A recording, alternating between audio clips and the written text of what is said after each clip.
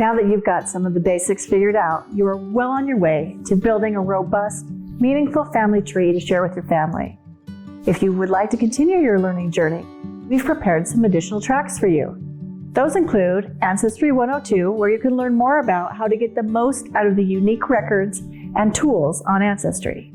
Next up is Ancestry 201, where we'll give you some of the best tips and tricks for solving your toughest family history mysteries.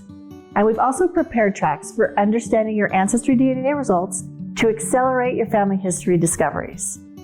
We've also got tracks on researching African American or Hispanic American ancestors and other regions around the world.